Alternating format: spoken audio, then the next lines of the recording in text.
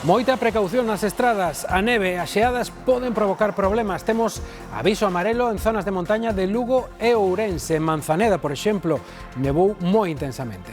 A entrada dunha masa de aire polar baixa e moito os termómetros.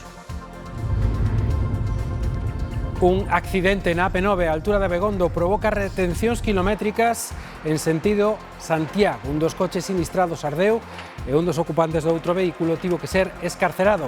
3 persoas quedaron feridas. Intensifícanse as críticas contra o acordo de financiamento que pactou o Goberno Central con Cataluña. Galicia e a Rioxa son contundentes. A proposta tense que negociar con todas as comunidades. Dinlle a Sánchez que rectifique e que retire un modelo que cualifican de inxusto. Hai oficios que durante anos mantiveron viva a economía de moitas vilas e familias e foron os piares do traballo feminino no rural. Falámoslles hoxe das costureiras, unha profesión que podería estar desaparecida case ou non. Que tal, señoras, señores, como están? Comezamos aquí o relato informativo desta tarde, comezamos o telexornal Serán e facemos falando de Galicia e da Rioxa, que endurecen o seu discurso contra o modelo de financiamento que pactou Pedro Sánchez con Esquerra Republicana de Cataluña. O presidente rioxano pediulle ao presidente do Goberno que retire a proposta e Alfonso Rueda, o presidente da Xunta, insiste en que Galicia sae moi prexudicada, Gloria. Efectivamente, Alfonso Rueda e Gonzalo Capellán mantiveron esta mañá unha xuntanza aquí na sede do Goberno rioxano na que analizaron ese acordo. Os dous mandatarios destacaron a posición unánime de todas as comunidades sagas Cataluña en contra da proposta. Capellán foi rotundo e pediulle a Sánchez que dé a marcha atrás e a retire. O presidente Rueda tamén agarda que esa proposta non saia adiante porque, de facelo, di, Galicia perdería moitos cartos.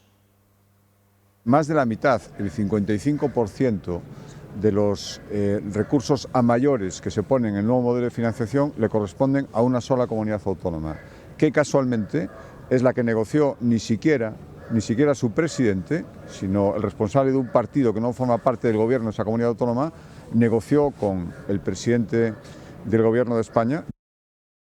Yo creo que hay una evidencia, la mayoría de los territorios de España, la inmensa mayoría, no está de acuerdo con ese modelo y por lo tanto lo que queda, lo que sí digo, retirarlo. Logo desta xuntanza, o presidente da Xunta visitou a Escola de Hostalería e Turismo da Rioxa. O centro comparte cun Instituto de Pontevedra un proxecto de excelencia centrado na innovación e na sustentabilidade. Alfonso Rueda asegurou que ese proxecto sitúa a FP galega e tamén a rioxana na vanguarda da hostalería. Dixo que a Xunta vai seguir apostando pola formación profesional imprescindible, dixo, para o futuro de moitos sectores da nosa economía. Máis asuntos en contra do que din o resto das enquisas, o CIS insiste en que o Partido Socialista está por riba do Partido Popular en intención de voto. 9 puntos por riba, en concreto. O segundo barómetro de xaneiro di 31,7% os socialistas fronte a un 23% dos populares. Vox aproximaríase ao 18%, en concreto ese 17,7%, e Sumar baixaría ata o 7,2%. Podemos quedaría cun 3,5% e, finalmente, os nacionalistas galegos, o CIS atribúelle o 0,9% dos sufraxios. Máis asuntos, Euskadi xestionará 5 novas competencias máis, entre elas a xestión da prestación por desemprego. O Goberno vasco quere que se aceleren os trámites e a oposición afirma que é unha nova concesión ao independentismo para garantir a supervivencia política do Goberno de España. Dende outubro, o Goberno vasco vai xestionar por completo o salvamento marítimo nas súas augas e a partir do 1 de xaneiro do ano que ven tamén se encargará das prestacións familiares non contributivas e, máis importante aínda, do subsidio por desemprego. Son máis de 800 millóns ao ano e implica o traspaso das 30 oficinas que ten ali o SEPE e todos os seus traballadores, uns 500. Más autogobierno es más bienestar. Estamos ampliando la Casa Vasca. El Gobierno de España lo que firma cumple. Pero o Goberno vasco tampouco esconde o seu enfado. O traspaso acordouse na Moncloa en xullo, pero non se pechou ata hai poucas horas. Que non podemos seguir con esta dinámica. Así que o PNV reclamalle celeridade nas próximas negociacións pro traspaso de outras 10 competencias. Seguiremos avanzando con el gobierno vasco en las próximas, como también lo haremos con el resto de las comunidades que así nos lo han solicitado, ¿no? Pero as comunidades gobernadas polo PP como Galicia creen que o goberno ten un dobre raseiro. Si se trata de asilizar as transferencias que temos pedidas a algunhas comunidades, como é o caso de Galicia, pois a velocidade é outra distinta, a vara de medir é outra e non lle importa absolutamente avanzar ou non. Pros populares, Sánchez merca a súa supervivencia política con cesións ao independentismo. Veñen a romper a igualdade xa definitiva dos españois. Tras o acordo deste venres, o goberno vasco tamén asume a xestión do seguro escolar e do Centro de Verificación de Maquinaria de Baracaldo. Máis asuntos, as políticas de vivenda seguen dividindo os socios do goberno. Sumar insiste en que non aceptará bonificar finalmente os caseiros e reclámalle ao Partido Socialista que rectifique. La medida que ha propuesto en este caso la ministra de Vivienda, yo creo que es una medida equilibrada que permite efectivamente esa ventaja para los inquilinos que no sufran un incremento de su alquiler mensual. Una intervención basada en bonificaciones fiscales a propietarios es algo que no vamos a aceptar nunca. Servicio de la ciudadanía. Non é esta a única fronte que ten aberta a Sumar. Esquerda Unida dá a coalición por amortizada e pide unha fronte ampla con outro nome. Din que Sumar non é quen de aglutinar a esquerda e de ser a alternativa ao Partido Socialista. Antonio Maillo reclama que se desvincule do Partido Socialista. Hoxe, en Lugo, os tractores volveron tomar de novo a Ronda da Muralla. Os gandeiros continuaron esta mesma tarde coas protestas contra o acordo entre a Unión Europea e Mercosur. O tráfico volveuse ver afectado e todo apunta a que a situación non vai cambiar nos vindeiros días. Os gandeiros seguiránse concentrando de xeito indefinido mentres non se escoiten as súas demandas. Tamén estas imaxes se repetían no resto de España. Houbo protestas contra o acordo do Mercosur en prácticamente todo o territorio. A falta de 24 horas para a asignatura dese pacto, esta foi a imaxe en diferentes lugares. Cáceres, por exemplo, Oviedo, Burgos, sumáronse con novas tractoradas contra un acordo que aseguran lastra o sector e prexudica directamente os consumidores. Outra fronte aberta pro agro é a do recorte de fondos da Política Agraria Común, a PAC. Xunta e organizacións agrarias vanlle pedir ao Goberno que se opoña ao recorte de cartos previsto dende 2028. Hai incerteza no sector agrario ante a proposta da Política Agraria Común que ten sobre a mesa a Unión Europea. A redución de fondos ameaza o futuro de moitas explotacións. Dende as organizacións agrarias din que hai marxe para a negociación dende a unidade. Chegar con a proposta razonable que poda permitir a adhesión do resto de comunidades autónomas e chegar con frente amplio do modelo de produción da cornisa máis ligado á ganadería que á agricultura. Organizacións agrarias e Xunta de Galicia elaborarán unha proposta de consenso que recolla a necesidade duns fondos diferenciados. Para nós é moi importante que se manteña un posicionamento conxunto do Consello Agrario en defensa da PAC, en defensa de máis fondos para a PAC, en defensa do segundo pilar da PAC, que é o desenvolvemento rural. Pois como organización sí que estamos de acordo, un sería o traballo todo en cuanto á reducción do marco presupuestario. Unha proposta que van levar ante o Ministerio de Agricultura. De ningunha maneira con un orzamento menor ao que temos, non? Porque consideramos que todos así o demandamos, que é imprescindible eses fondos para dar estabilidade ao sector primario galego. O próximo luns as organizacións agrarias levarán as súas demandas a unha reunión convocada no Ministerio de Agricultura. Ben o saben, estamos en plena temporada de toses, de esbirros, de conxestións. En moitos casos non é gripe e tampouco é catarro, é virus sincipitial, que antes da vacinación era moi perigoso, por exemplo, nos bebés, pero en algúns casos tamén o pode ser pros adultos. A partir desta fin de semana, milleiros de galegos estamos chamados a participar nun ensaio clínico. Ata hai pouco o VRS só se estudaba na poboación infantil porque era o causante da maioría dos ingresos dos bebés. Desde 2023 os pequenos vacínanse del e xa non sofren complicacións, pero polos novos test sabemos que 8 de cada 100 galegos teñen agora mesmo unha infección respiratoria causada por este virus, dunha intensidade similar á gripe. A pregunta é se tamén nos adultos sería procedente a vacina. Unha persona que se vacina frente ao virus respiratorio sincitial reduce o seu risco de ter unha hospitalización nun 80% e a súa protección pode durar ao redor de 3 anos. E o que queremos comprobar é se a súa aplicación no contexto xeral da población galega ten un impacto de saúde que xustifique a inversión de incluirá no calendario vacinal. Para iso, desde esta fin de semana, 2 millóns de galegos están invitados a participar no estudo. Poden consultar horarios, lugares e dúbidas na web do Sincigal.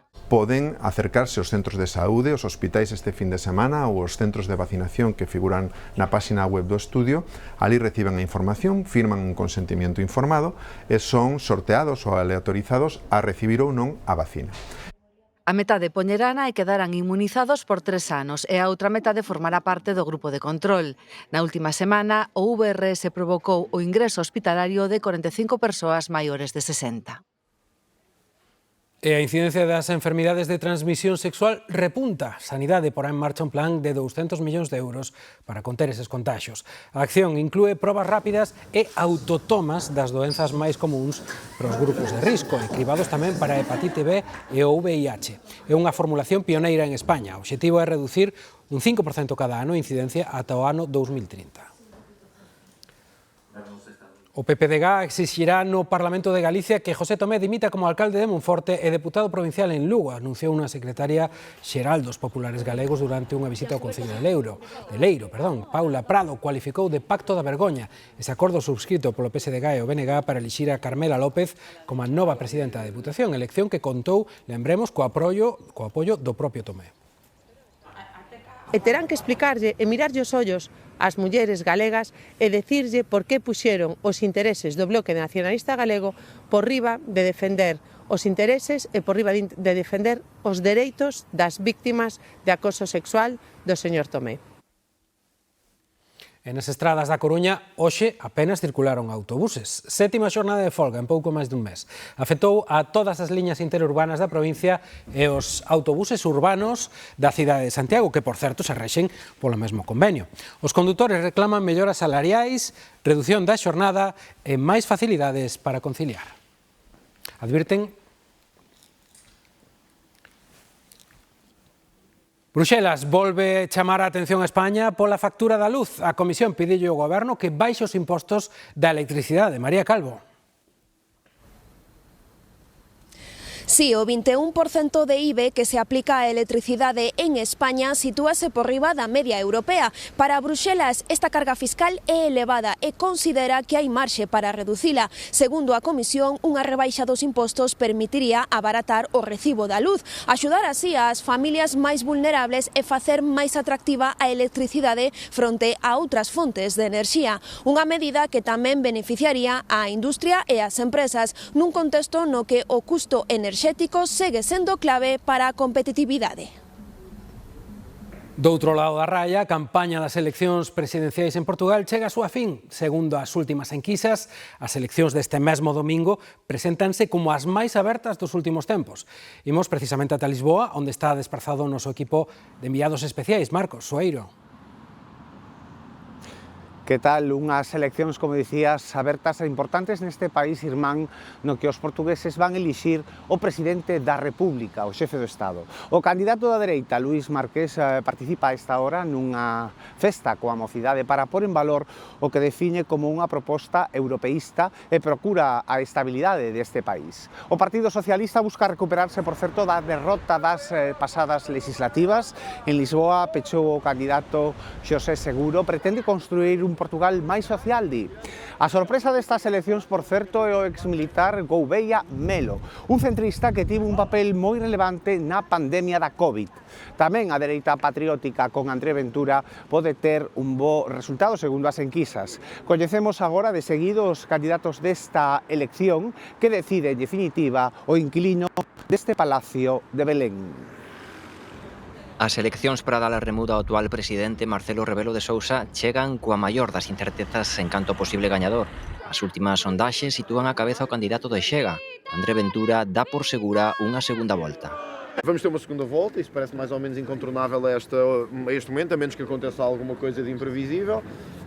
Tras Ventura, ata 4 aspirantes se moven nun puñado de puntos. Luís Márquez Méndez é o candidato apoiado polo goberno. O antigo presidente do Partido Socialdemócrata denuncia unha campaña protagonizada polas acusacións persoais.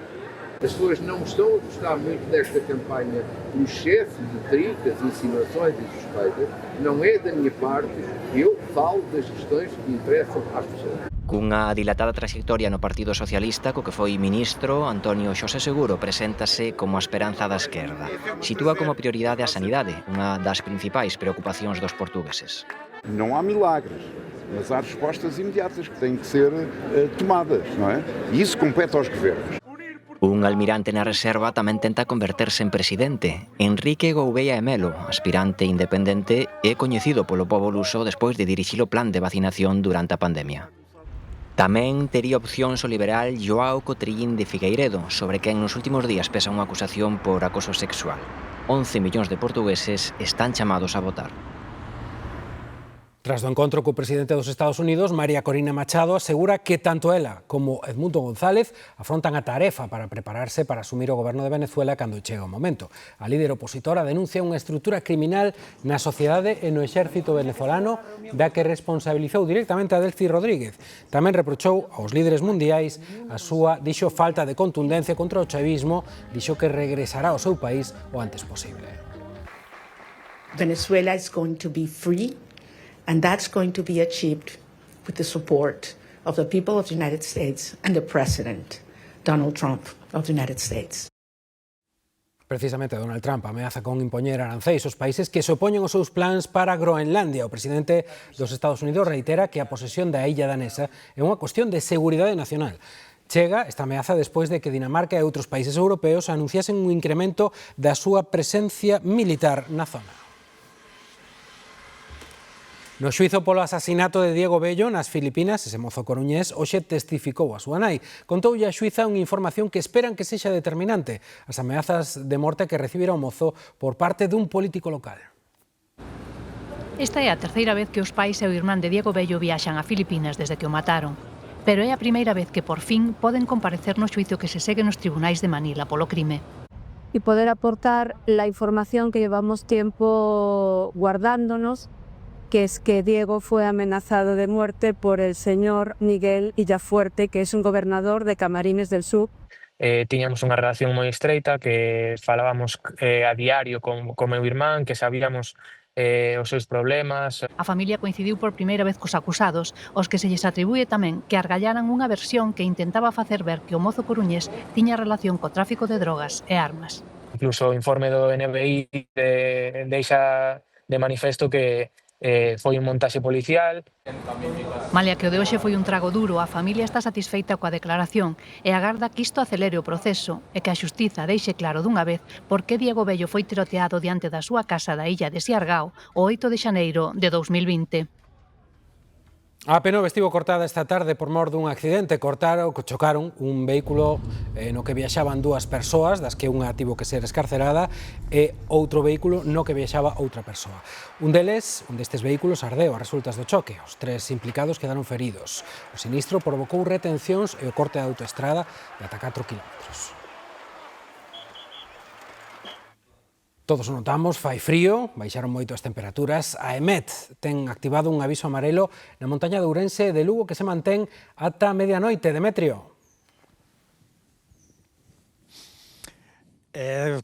Confirmamos que vai frío, moito frío. Agora mesmo aquí en Pedrafita os termómetros marcan 0 graus, ata -2 van descender nas próximas horas. E ese aviso amarelo que se mantén activo ata medianoite por neve tanto nas montañas de Ourense como aquí en Lugo. Hai que dicir que agora a situación é de normalidade, queda pouca neve xa nas beiras das estradas. Tamén continúa activo ese aviso na costa, nese caso aviso laranxa, que se vai manter tamén na xornada de mañá. Así que agora mesmo moita precaución se van circular polas estradas nas zonas de altura, pero a situación vai manterse o frío, se eso sí, nas próximas horas.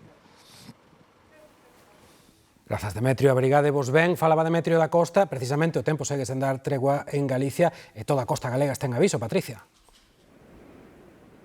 Sí, un aviso laranxa por litoral costeiro que lle afectaba a Costa da Coruña, pero que dende primeira hora desta tarde se ampliou a todo o litoral galego. A EMET lanzou un aviso meteorolóxico por fenómeno adverso, por ondas que podían chegar aos 6 metros e, de feito, en Estaca de Bares xa se registraron ondas que superaron os 5 metros de altura. Ante isto, a Xunta decidiu suspender todas as actividades deportivas no mar. Os servizos de emerxencia lembran a necesidade de manterse apartado da primeira liña de costa. O temporal irá pouco a pouco, temporal costeiro a menos. Mañá aínda estará a costa en aviso, pero xa será amarelo e quedará desactivado contra as 9 da noite. Grazas, Patricia. A Coruña contará con 264 novas vivendas públicas que se van sumar ás máis de 100 que xa están en diferentes fases de execución. A conselleira de Vivenda asistiu ao sorteo das 40 vivendas que a Xunta está construindo no barrio de Xuxán e participou no acto de licitación da redacción do proxecto desta nova promoción que vai supoñer un investimento duns 50 millóns de euros. A confección, a costura, foi durante moitísimos anos un dos piares do traballo feminino no rural, un oficio feito a man, hoxe prácticamente desaparecido, que mantivo viva a economía e a identidade das vilas e das familias. Entre estas artesás está Julia Feijó, veciña de Celanova, que comezou a coser con tan só 14 anos. Antes da produción en serie houbo mans como as de Julia, que pasou toda a vida cosendo, primeiro na Bola e logo en Celanova. No aprender hai que ir a Celanova, pero anduve moi pouquinho tempo, despois fui algo a Ourense, pero onde fui dicían, esta rapaza naceu aprendida. Porque empecé con 14 anos co meu taller. Durante décadas a costura foi moito máis que un traballo, foi o sustento e liberdade para milleiros de mulleres. Cando empecé non había nadita. Había que facer as camisas dos homes, os calzoncillos, todo eso. E eu eso nada, eso non lle tocaba. Eso facía todo a miña nai. Julia Feijó converteu o seu traballo na súa vida e no seu maior sacrificio. Cando xente era como entrar a un café. De día, entre tomarlle medidas aquela que viña e aprobarlle aquela outra que viña. E tal, alá iba o día. Entón, despois a noite íbanse, marchaban todos, entón alá a noite pasaba eu cosendo. As clientas chegaban coas teas e cunha pequena idea, ás veces só cunha foto dunha revista, e ela confeccionaba. Cosía de todo, ata vestidos de noiva, o primeiro, o dela. Pero eu dixen, eu vou de blanco. É fixo. É fixo de noite para que nadie o vira, nadie sabía que iba a salir así. Cando saliu quedaron todos ca boca aberta. Con máis de 80 anos, Julia xa non cose, pero cada prenda leva a súa historia. Algunha pode presumir de conservar un Julia Feijó.